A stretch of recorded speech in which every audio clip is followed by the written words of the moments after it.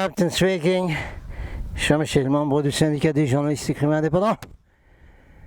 Nous nous transportons pour finir un petit reportage à la suite des transmissions intergalactiques du commandeur Aton.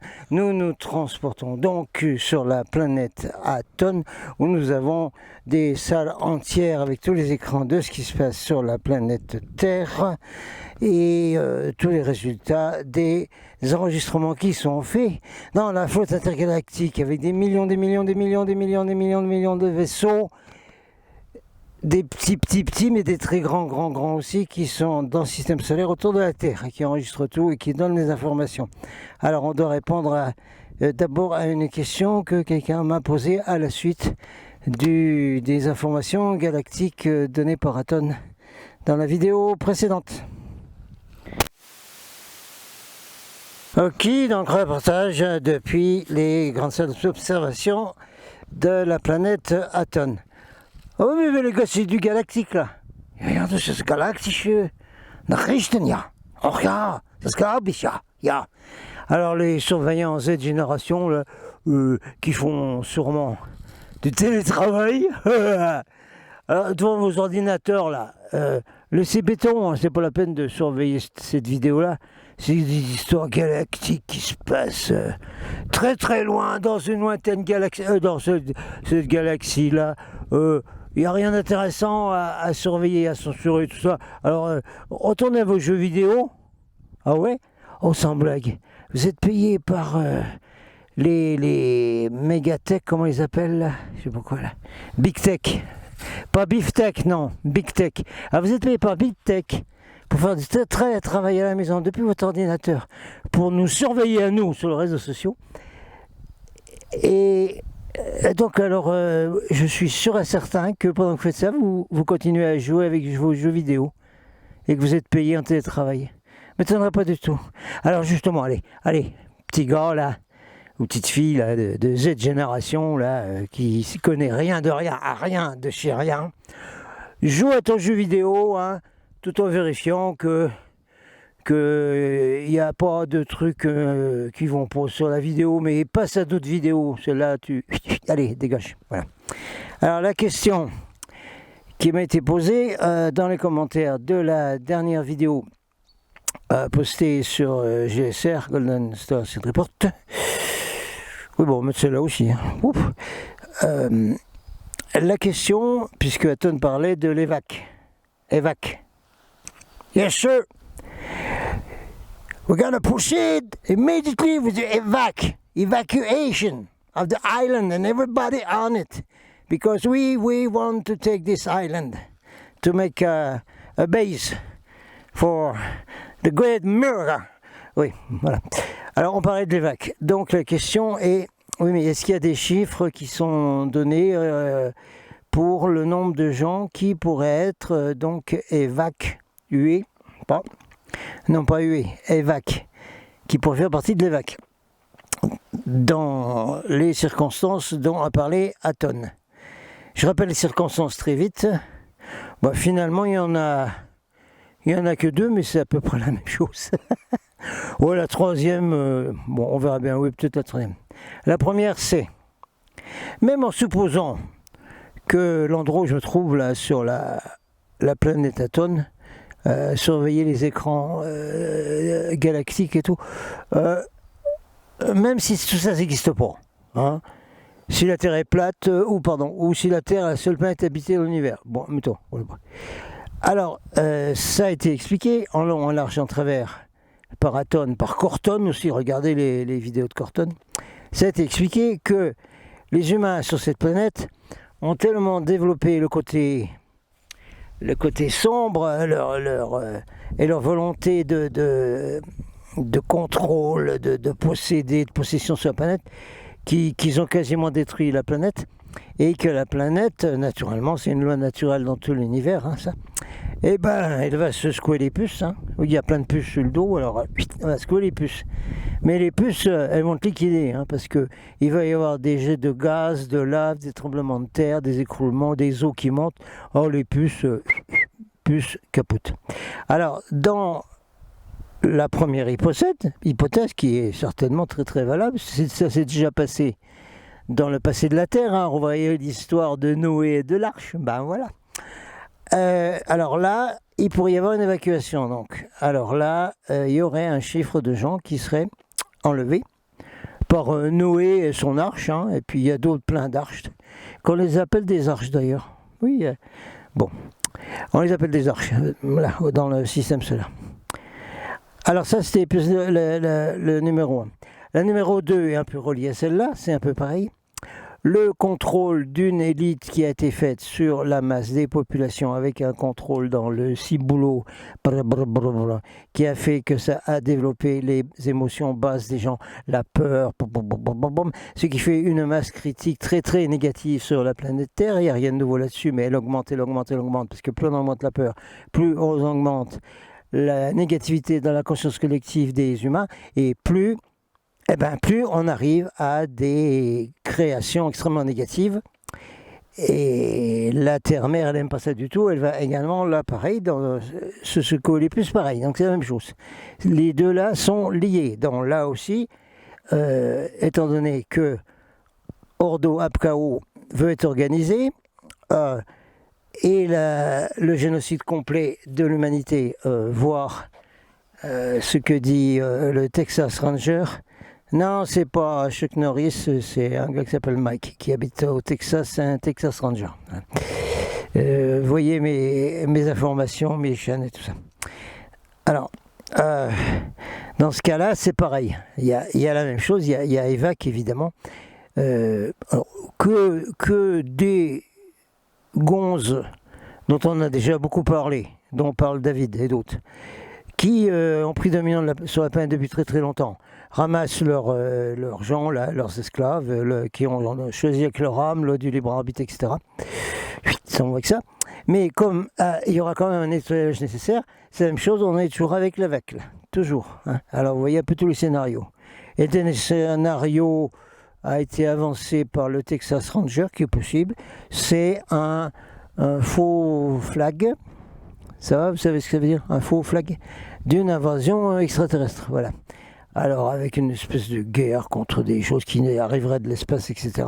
Alors dans ce cas-là, avec forcément des choses à utiliser qui ne sont pas autorisées dans l'univers, dans la galaxie, hein, des trucs nucléiques, boum boum boum, là.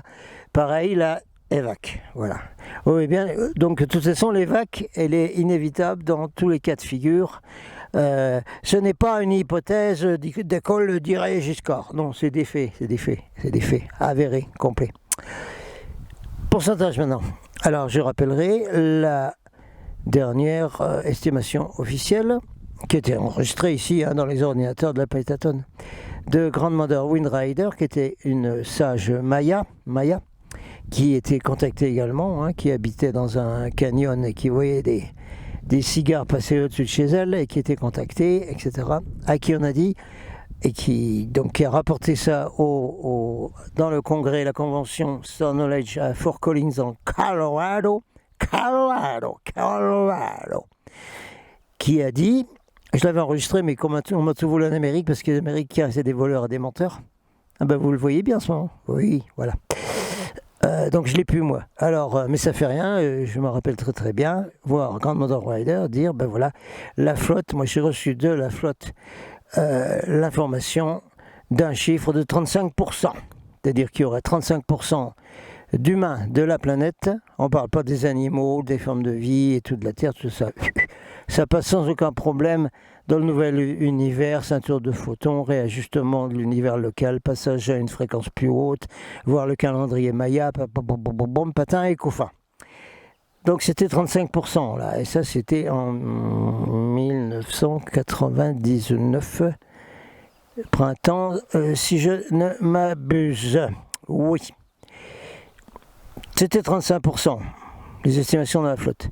Alors après ça, on a vu que ça a baissé énormément, parce qu'il y a eu beaucoup de choses qui n'ont pas... les gens sont tombés, ont laissé béton, tout ça, ne croyaient plus à rien.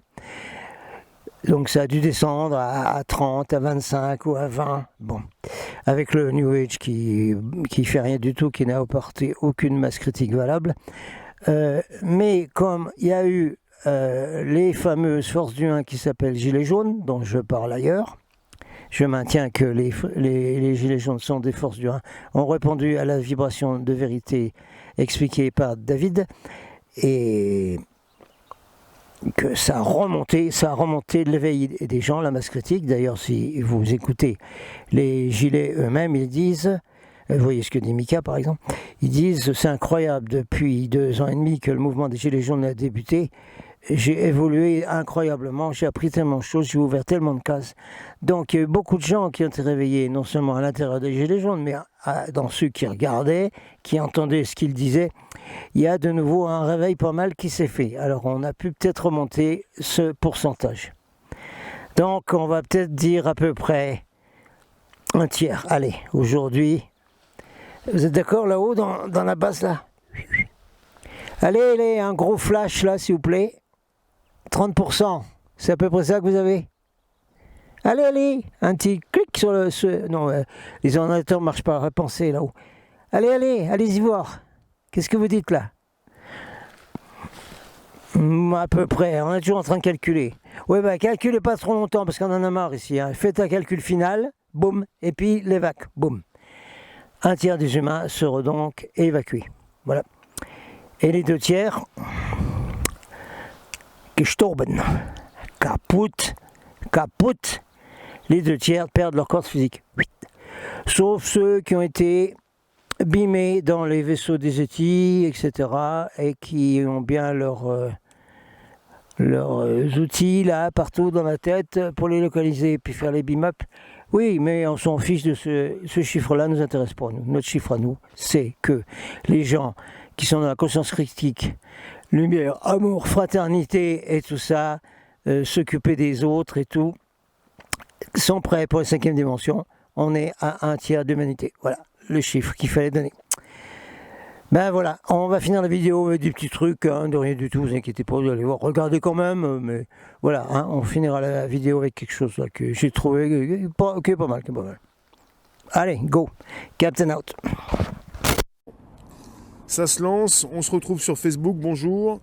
Je vous parle d'intelligence artificielle en rapport avec des ondes radio pour connaître évidemment vos ressentis, savoir ce que vous avez dans la tête. C'est parti. Bonjour vous tous, merci de nous retrouver sur le Bonjour la base, qui se retrouve également sur Spotify, SoundCloud, Apple Podcast. Nous sommes en direct, bonjour Facebook, bonjour Marie-Daisy. Bonjour vous tous, voilà c'est opérationnel, c'est officiel. Nous sommes en direct et je suis tombé sur un article assez sympa. Après, on parle d'études, on parle de chercheurs, on parle de personnes qui font évoluer la tech. C'est pas forcément ce qui ravit tout le monde, mais c'est ce qui nous intéresse. Donc, c'est pas plus mal. Alors ici, si je fais ça, pour vérifier si tout est opérationnel, des fois j'ai des surprises. Tout est bon. Alors, je suis reparti pour vous parler justement de cette news très importante. On parle d'une intelligence artificielle qui parvient à détecter les émotions humaines grâce aux ondes radio. On parle de radiofréquences qui permettent de mesurer des changements infimes du rythme cardiaque qui sont ensuite interprétés grâce à l'intelligence artificielle. On parle de chercheurs de la Queen Mary University de Londres qui ont mis au point un système basé sur l'intelligence artificielle capable de déduire des émotions humaines grâce aux radiofréquences. On parle d'une étude publiée dans la revue de recherche PLOS ONE. Je vous mettrai le lien sous la vidéo comme cet article. Voilà. On parle donc... ils ont fourni un exemple. Par exemple, vous avez des enquêteurs qui interrogent un homme soupçonné de terrorisme. Les preuves l'accablent, mais le suspect nie et reste de marbre. Ça, c'est une proposition d'exemple. Attends, est-ce que je peux... Voilà, continuer. Du moins en façade, car une antenne radio dans la salle d'interrogatoire mesure son rythme cardiaque et les changements de celui-ci lorsque le suspect est confronté à des preuves. Les données transmises à une IA permettent ensuite de déduire que ses émotions sont bien loin de correspondre à ses paroles. Bon, ça c'est un exemple. On parle d'une équipe de recherche britannique, chapeautée par Yang Hao, doyen pour la recherche à la faculté de sciences et d'ingénierie, qui a développé un système de deep learning baptisé réseau neuronal artificiel. Ce dernier agit comme un véritable cerveau humain, avec des cellules se reliant à d'autres cellules pour, en définitive, créer une sorte de mémoire autonome. Et il a fallu donc nourrir l'IA C'est souvent comme ça. Vous avez eu donc 15 personnes. On parle d'acteurs qui avaient l'expérience d'évoquer des émotions. 15 personnes qui ont participé à l'expérience. On parle des radiofréquences qui ont enregistré des changements de rythme cardiaque et de respiration des acteurs lorsque leur étaient présentées des photos ou vidéos pouvant susciter une certaine émotion. Les signaux sont ensuite intégrés à une base de données qui classe ces réactions en 4 émotions de base: la tristesse, la joie, la colère et le plaisir. Les sujets étaient, eux, reliés à un électrocardiogramme afin de vérifier la précision du système. Et les résultats sont plus qu'encourageants. Dans près de 72% des cas, le dispositif a correctement classé les émotions des participants. Alors, les chercheurs précisent, je cite, « Nos résultats indiquent que l'utilisation de signaux sans fil pour la détection des états émotionnels en veille est une meilleure alternative à d'autres technologies de haute précision et à des applications beaucoup plus larges dans les futures études des sciences du comportement. » Les chercheurs précisent avoir développé cette technologie pour aider le monde médical à mieux comprendre les états émotionnels des patients. On peut penser évidemment que leurs recherches pourraient aboutir justement à être utilisées dans des domaines comme ceux de la défense et de la sécurité. Et là, après, on peut évidemment parler de questions d'éthique. Ils précisent donc avoir développé cette technologie pour aider le monde médical à mieux comprendre les états émotionnels des patients. Merci de nous récupérer sur là où vous êtes. On parle donc d'une IA, on parle de réseaux neuronaux, de tout ce que ces chercheurs ont pu donc fournir à ces IA pour les nourrir. Et on parle d'un grand degré de précision. C'est-à-dire que l'IA peut véritablement savoir si vous mentez.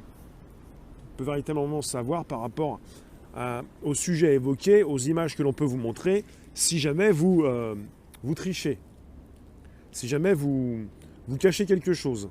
C'est important de le comprendre, puisqu'on présente régulièrement des IA qui ont un degré de précision beaucoup plus important, qui font moins d'erreurs, des outils qui permettent justement d'apprécier cette différence.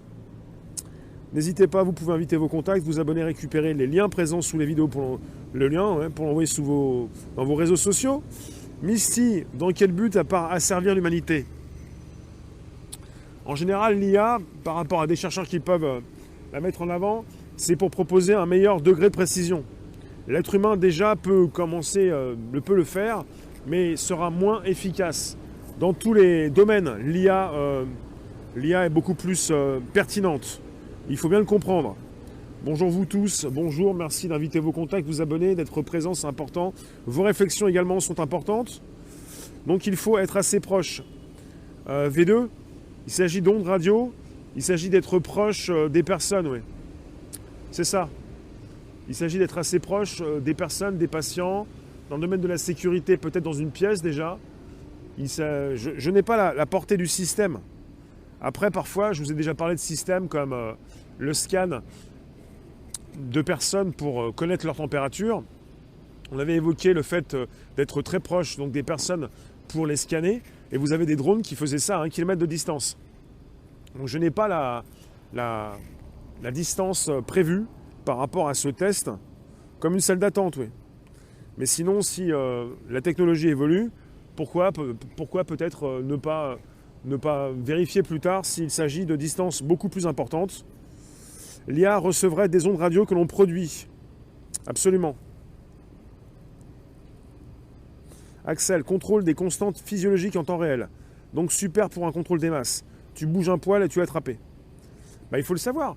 Vous avez des outils de reconnaissance faciale, d'analyse du comportement, des outils, des caméras thermiques qui peuvent véritablement savoir là où vous êtes. Et puis évidemment des scans qui permettent de connaître votre température. Votre état de santé peut être scanné par un drone à 1 km de distance, à plusieurs centaines de mètres.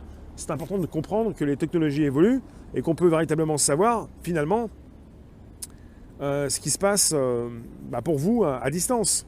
On n'a pas forcément besoin de s'en rapprocher. Thierry, Eva, bonjour. Gwen, Françoise, Jocelyne, bonjour. Merci d'être présent sur Facebook. Et là où vous êtes actuellement sur différentes plateformes, Martine, bonjour, Vivi, Patrick, Chantal, M2 et ceux que je n'ai point vus. Donc je vous le recite, on est parti sur une intelligence artificielle qui parvient à détecter les émotions humaines grâce aux ondes radio. Donc il est véritablement compréhensible que la distance pourra évoluer. Là, on parle d'une pièce.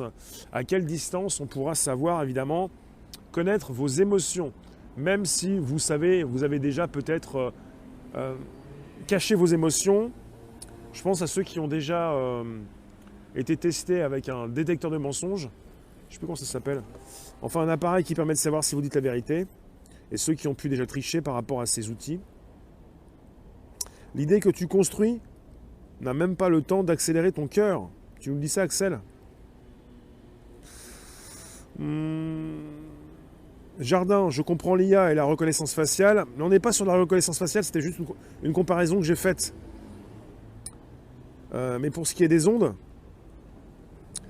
bah on émet tous des ondes, hein, on est des piles électriques. Il s'agit de récupérer un petit peu ce que tu transmets. On parle donc de radiofréquences qui permettent de mesurer des changements infimes du rythme cardiaque. Alors, j'en étais où? Voilà, on parle d'une antenne radio, par exemple, dans une salle d'interrogatoire. Cette antenne radio qui pourra mesurer ton rythme cardiaque. On parle d'un dispositif d'antenne qui permet de savoir ce qui se passe avec votre rythme cardiaque. Je peux même faire une comparaison avec un sujet déjà évoqué. On pourrait aussi avoir une empreinte. On a chacun une empreinte unique par rapport à notre rythme cardiaque. Pour tous ceux qui veulent sécuriser les communications avec une empreinte qui se veut de plus en plus unique. Notre rythme cardiaque est très important. On parle souvent d'ADN, on ne parle pas assez souvent de rythme cardiaque. Il s'agit donc de l'analyser avec ces ondes. Donc pour l'instant, c'est assez local, absolument. Merci V2. N'hésitez pas, vous pouvez toujours envoyer les super pépettes là où vous êtes. Eva, oui, détecteur de mensonges, oui. Là, on est parti sur une meilleure précision de vos émotions. Nanou, oui, chacun de nous est unique. Absolument. Il s'agit de véritablement savoir si vous trompez l'outil comme le détecteur de mensonges. Là, avec le rythme cardiaque, plus de possibilité de tricher, finalement. Si vous voulez mentir, ça va être compliqué, très compliqué. On entre dans un monde où, quelque part, vous ne pourrez plus vous cacher. C'est compliqué de vous cacher quand on sait où vous êtes, quand on connaît régulièrement votre géolocalisation. C'est un petit peu ça. Jean-Guy, le spectrographe, c'est pour la lumière. C'est le polygraphe, le détecteur de mensonges. Merci. Patrick, encore des ondes nocives pour le vivant. Je ne peux pas te dire. Christian, nous sommes faits d'ondes, mais bon, le rythme cardiaque, on peut aussi le contrôler. Ne pas s'affoler devant un feu peut se faire. La preuve, les pompiers. Ouais, mais jusqu'à quel point on peut contrôler son rythme cardiaque? Il se déclenche rapidement. Tu peux peut-être le contrôler, mais pas forcément complètement l'arrêter ou le dompter, comment dire. Je ne sais pas comment vous pouvez faire ça, quand ça concerne justement des outils de plus en plus précis. En clair, tu te dis que tu vas sauter sur quelqu'un d'autre, quelqu'un ou autre, il faut bien que ton inconscient prépare le corps à effectuer le mouvement. Tu parlais du fake, le rythme cardiaque, de tromper le rythme cardiaque avec un truc bête. Imaginez, bus à avoir, chien aux trousses. Ça se travaille au niveau du mental, quoi. Le rythme cardiaque produit des ondes. J'ai pas dit ça. Hein. Notre cerveau, lui. Mais là, le rythme cardiaque, il a été récupéré par un outil, une antenne. On parle de radiofréquences qui ont analysé votre rythme cardiaque. Je ne vous dis pas que votre rythme cardiaque produit des ondes.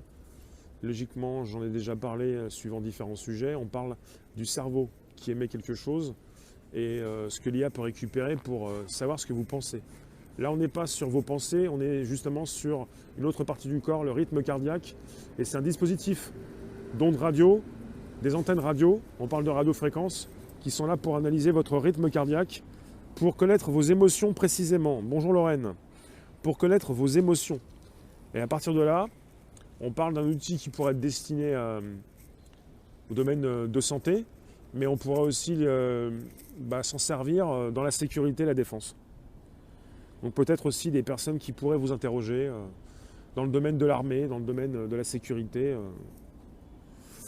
Vivi, tu nous poses la question, dans quel état nous allons être avec tout ça? Mario, il ne devrait pas y avoir de débat. C'est juste un truc de fou, de pervers. Non. Les débats ne sont pas forcément là, les questions se posent. C'est pas un truc de pervers, c'est de l'IA. Il faut bien le savoir. On est entouré donc d'outils qui nous permettent d'avoir une vie plus facile. C'est l'intelligence artificielle, qui n'est pas si intelligente que ça, mais avec, dans ces réseaux neuronaux, cette possibilité en fait de faire travailler une machine et de faire transiter une information beaucoup plus rapidement. On est avec des humains qui peuvent interpréter vos émotions pour peut-être se tromper, mais l'IA, l'outil, lui, interprète beaucoup mieux, avec une rapidité d'exécution évidemment importante. On n'est pas sur l'intelligence comme le cerveau humain, mais on est sur une analyse qui est faite avec un degré de précision beaucoup plus important que ce que peut apporter le cerveau humain et l'être humain. Donc quelque part, on n'est pas forcément sur un truc de pervers, c'est vous qui interprétez par rapport aux mœurs, on n'est pas dans l'éthique, on est dans la tech. Ça concerne justement cette possibilité d'en savoir beaucoup plus.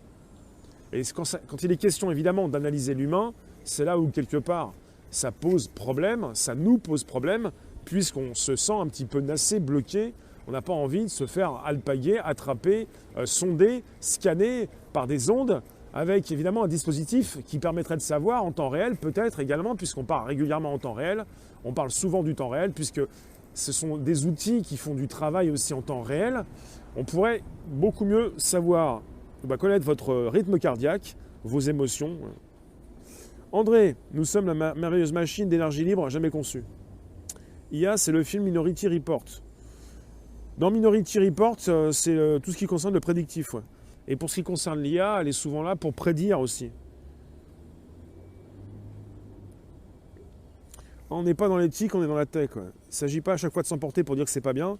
On est en Europe, on fait partie des nains de la tech. Et comme nous représentons des nains de la tech, on est bien là pour juger au niveau de l'éthique, parce qu'au niveau de la tech, on ne peut que laisser passer, puisqu'on n'intervient pas forcément. Bonjour Lorraine, bonjour Marseille. Bonjour vous tous, positionnez-moi vos commentaires, je vous lis. Si l'IA capte des ondes humaines, alors si ces ondes existent, des humains sensibles à ces ondes, genre chamanisme, ça devient moins farfelu. Bien sûr. Logiquement, on est en contact les uns avec les autres, on a perdu peut-être des facultés, on les a peut-être jamais eues, mais peut-être les récupérer ou les reconstruire. La tech nous permet donc d'avoir des liens qui existaient peut-être auparavant. Certains ont déjà des liens. Merci d'être présent sur un podcast qui se retrouve jour après jour sur le Bonjour la Base, sur Spotify, SoundCloud, Apple Podcast. Je vous parle justement de l'intelligence artificielle, de ces chercheurs qui l'ont nourrie et puis qui ont aussi proposé un test fait avec 15 acteurs, des personnes qui étaient là pour regarder des images. On a analysé leur rythme cardiaque. On avait donc cette possibilité de le faire avec des radiofréquences qui ont enregistré les changements donc de leur rythme cardiaque et de leur respiration lorsque leur étaient présentées des photos ou vidéos pouvant susciter une certaine émotion. On parle de ces signaux qui ont été intégrés à une base de données qui les a classés, qui a classé donc les réactions en 4 émotions de base, la réaction de ces personnes. On a classé la tristesse, la joie, la colère et le plaisir. Les sujets, les patients, enfin les 15 personnes étaient reliés à un électrocardiogramme afin de vérifier la précision du système. On est dans près de 72% des cas, donc, avec un dispositif qui a correctement classé les émotions des participants. Et je reprécise, parce que ces chercheurs ont précisé, nos résultats indiquent que l'utilisation de signaux sans fil pour la détection des états émotionnels en veille est une meilleure alternative à d'autres technologies de haute précision et à des applications beaucoup plus larges dans les futures études des sciences du comportement.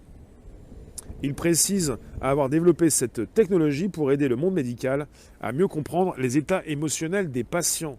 On n'est pas forcément, comme vous le dites parfois, dans un monde de pervers. Cela va avoir des applications dans la médecine. Bonjour Stéphane, bonjour le Québec. Cela va avoir des applications dans la médecine. On vous opère mieux maintenant, on ne vous endort pas forcément tout le temps, vous pouvez récupérer beaucoup plus facilement, vous ne tombez pas comme ça, vous n'avez pas trop de complications quand vous êtes réveillé, et ça concerne la médecine. Stéphane, je vois se déployer des lampadaires intelligents le long de nos autoroutes. Et Stéphane, donc tu es au Québec, Montréal.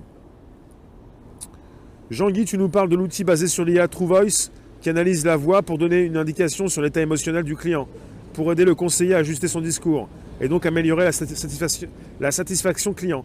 Là, on n'est pas sur TrueVoice avec ces personnes qui ont parlé. On est sur une étude qui montre que ces 15 personnes ont simplement regardé des photos et on a analysé leur rythme cardiaque. Ces personnes n'ont pas parlé. On n'est pas avec des personnes qui parlent. On n'a pas analysé leurs pensées non plus. On a analysé leur rythme cardiaque par rapport à des émotions. Et pour la voix, c'est différent.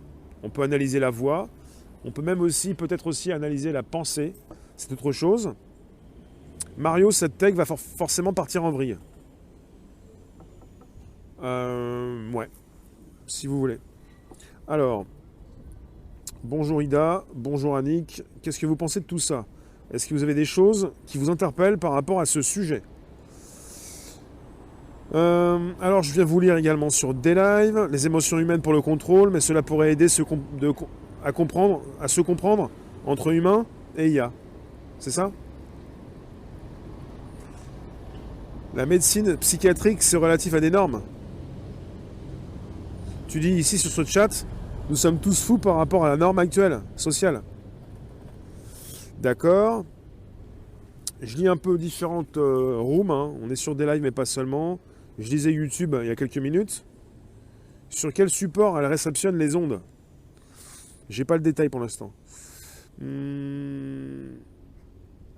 André, tu nous dis c'est le Graal pour des transhumanistes. Ils parlent de la médecine, mais leur but, c'est le contrôle des gens. À la base, régulièrement, quand je parle de tech, ce qui intéresse tout le monde, on est tous d'accord, c'est pouvoir améliorer notre vie, notre état de santé. Et, on peut toujours se poser des questions quant à justement notre santé. Le but, c'est de pouvoir justement vieillir le plus longtemps possible, bien vivre, quoi. Après, pour beaucoup, c'est le côté transhumaniste. Après, si on vous répare, on vous met une hanche en plastique, c'est aussi le côté transhumaniste, hein. On est tous reliés à des machines et de plus en plus avec des dispositifs qui vont nous permettre justement de vivre plus longtemps et en meilleure santé. Peut-être pas pour tout le monde aussi, hein. La médecine en général suit des protocoles de guerre en Occident. Elle ne suit pas notre bien et notre inertie lente biologique. Merci Mostil. Francine, oui. On en reparle tout à l'heure. Je vais vous retrouver tout à l'heure. On n'a pas fini encore, vers 16h. Eva, tu nous dis, je préfère être endormi pendant une opération, ça me rassure. L'hypnose, je n'y crois pas. C'est quoi la tech? La technologie. Les différentes technologies, les différents outils qui sont les nôtres, ou qui sont des outils utilisés par des médecins, par des infirmiers, enfin tout ce qui concerne cette possibilité d'améliorer notre état de santé. Là, ça concerne une technologie qui pourrait être utilisée d'abord dans le domaine de la santé, puis ensuite peut-être la défense, la sécurité, peut-être également pour faire avancer ces différentes techniques d'interrogation, enfin d'interrogatoire. Jean-Michel, tu nous dis, tu penses qu'il y a un lien avec les connexions neuronales que l'on trouve chez les enfants autistes ou Asperger? Ils veulent obtenir les mêmes performances. Norman, tu nous dis, je n'ai pas envie de vivre longtemps avec des IA. Ça fait des décennies que vous vivez avec des IA, sans le savoir. L'intelligence artificielle est née en 1956. Vous êtes né avec l'IA, sans le savoir. On est entouré de systèmes automatiques, automatisation des tâches, de robots, de systèmes informatiques qui proposent cet automatisme et de systèmes qui prédisent et qui proposent avec un meilleur degré de précision certaines choses, quoi. Nanou, je suis infirmière, il ne faut pas croire que ces gens soient spécialement tous bienveillants. Non, on est au-delà de tout ça, on n'est pas dans les mœurs. Ils ne sont pas bienveillants, ils n'en ont pas besoin. C'est pas leur domaine, ils ne sont pas là pour être bienveillants. Ils sont justement dans la recherche et ils proposent évidemment le résultat de leur recherche dans des études qui paraissent en ligne. Et puis finalement, après, ça peut être vendu au plus offrant. Et justement, on n'est pas dans la bienveillance. On est justement dans la vente de recherches, d'études qui sont réalisées et qui peuvent déjà fonctionner pour le domaine de la santé. Ça intéresse tout le monde, on se dit tous c'est super, c'est génial. Sauf que quelque part, on ne sait pas à quel niveau c'est vendu, quoi. Est-ce que ça concerne d'abord le milieu de la santé ou c'est vendu en même temps aussi à la défense et la sécurité? Alors, la technologie pourrait être très bonne et très utile. Quand on voit le niveau intellectuel en chute libre, et quand on sait que le QI général d'une masse d'individus, il serait peut-être bien que les IA et des automatisations se mettent à décider. Tu penses à ça, toi? Misty, le jour où l'IA voudra se venger, tous les outils connectés marcheront selon son bon vouloir, avec un bras bionique. Buzz, si tu veux bien vivre et longtemps, évite la grande distribution et mange sainement et naturel et fuis la ville. Peut-être, ouais. Un sacré business, ouais, c'est ça. Je viens vous lire également sur là où vous êtes. Les réflexions, vous les avez ou pas du tout? Merci d'être présent ce jour pour un nouveau direct. KRN, tu nous dis, nous sommes d'abord leurs cobayes. Bah, il faut tester tout ça. Ouais. Il faut tester tout ça. La vitamine D3 est la vitamine la moins chère à produire et la plus rapide. D'accord. Qu'est-ce que vous pensez de tout ça quand ça concerne votre santé? Ça vous intéresse? Quand il est question de votre santé, est-ce que vous voulez beaucoup mieux vous soigner, d'être remis sur pied le plus rapidement possible, avec des docteurs qui pourront beaucoup mieux savoir connaître votre état émotionnel? Je pense à toutes ces personnes qui sont handicapées, qui n'ont pas la possibilité de s'exprimer comme nous pouvons le faire. Peut-être qu'il serait encore plus possible de connaître leur état émotionnel pour être en meilleure communication avec ces personnes. J'ai déjà donc récemment vu certains articles, certaines études également. On parle de cette possibilité de communiquer avec des personnes endormies, de communiquer avec des personnes qui ne peuvent plus communiquer, de redonner la parole à ceux qui ne parlent plus, de pouvoir redonner la vue à ceux qui l'ont perdue. Donc quelque part, c'est quelque chose qui peut être vraiment intéresser des personnes qui ne peuvent plus communiquer pour peut-être aussi mieux comprendre leur état émotionnel parce que ces personnes ne peuvent plus le fournir en quelque sorte. Et ça, c'est vraiment intéressant. Sans penser, évidemment, que ça passe dans des mauvaises mains, comme vous dites, quand on parle de sécurité ou de la défense. La réalité dépasse la fiction. Absolument. Et nous resterons leurs cobayes tant que le formatage de ces chercheurs et autres ne suivra pas la valeur éthique en premier. Non, mais les chercheurs ne sont pas dans l'éthique, les chercheurs sont dans la tech. Enfin, il faut tout différencier, chacun son domaine. Les chercheurs sont là pour proposer quelque chose, pour faire évoluer de la tech, pour proposer des outils. Excusez-moi. On est en face de personnes qui vous proposent des outils. C'est un peu comme donner un marteau à quelqu'un qui va vous planter un clou dans le doigt. Ces outils sont de plus en plus affûtés, mais on ne parle pas d'une éthique qu'il faudrait avoir pour proposer cette éthique au marteau. C'est la même chose.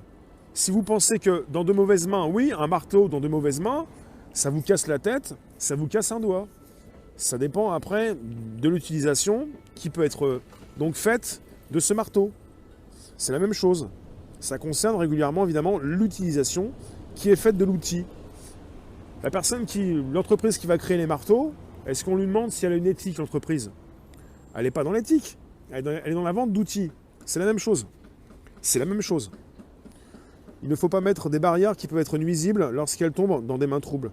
Sauf que là, on est parti sur de l'IA. Elle n'est pas consciente, c'est pareil. C'est toujours un outil. C'est encore plus impactant. La blockchain fait son entrée, d'accord. La blockchain, c'est important un peu partout aussi, c'est sûr. On en reparlera. Peut-on espérer ou craindre un retour en arrière? À quel niveau? Au niveau de la tech, ça me semble pas très crédible. Pas très crédible. Je pense que quelque part, la tech, ça continue. Il n'y a pas de retour en arrière. Il y a juste une construction de quelque chose qui sert ceux qui veulent bien s'en servir. Ça pourrait, par exemple, permettre de détecter les comportements suicidaires ou les troubles dégénératifs, mais ça pourrait aussi servir de nouveau détecteur de mensonges. Merci de la proposition. Merci pour la proposition. Le marteau est pour le bâtiment, pas pour l'humain. Oui, mais c'est toujours un outil. Même si on parle d'IA, certains pensent qu'elle est consciente, elle ne l'est pas. Logiquement, elle n'est pas consciente. Et on parle d'un outil qui peut tomber dans de mauvaises mains. Et là, on est parti sur un nouveau sujet, pas le même. Je suis déconnecté, les chercheurs ne sont pas forcément des trouveurs. D'accord, je suis déconnecté, mais ça ne veut pas dire grand-chose, j'ai rien compris. Je vais vous laisser dans quelques secondes, dans 4 minutes. Je vous remercie en tout cas de votre présence. Et on se retrouve tout à l'heure pour un taco surprise sur YouTube exclusivement. Pensez bien, le jeudi, taco, aux alentours de 16h. Logiquement, on démarre à 16h. Taco surprise, YouTube. Pour tous ceux qui veulent venir, je vous invite à venir sur YouTube exclusivement ce jeudi pour un taco surprise ensoleillé. Je vous remercie de votre présence. Donc, je vous ai parlé, je vous refais le topo, justement, d'une intelligence artificielle qui parvient à détecter les émotions humaines grâce aux ondes radio. Et je le reprécise, les radiofréquences permettent de mesurer des changements infimes du rythme cardiaque qui sont ensuite interprétés grâce à l'IA. Alors, vos questions, vos réponses, je vous remercie en tout cas. On se retrouve tout à l'heure vers 16h pour un nouveau direct. Venez, vous pouvez tous nous retrouver là où vous êtes. Vous pouvez nous retrouver sur YouTube, Réservoir à PPS, YouTube, vers 16h. 16h, logiquement, on démarre, avec un grand soleil actuellement en région parisienne. Merci vous tous. Je vous dis à très vite. On se retrouve tout à l'heure pour un nouveau direct. Un direct en images, évidemment, en audio et en vidéo. Merci. Les rooms. À très vite.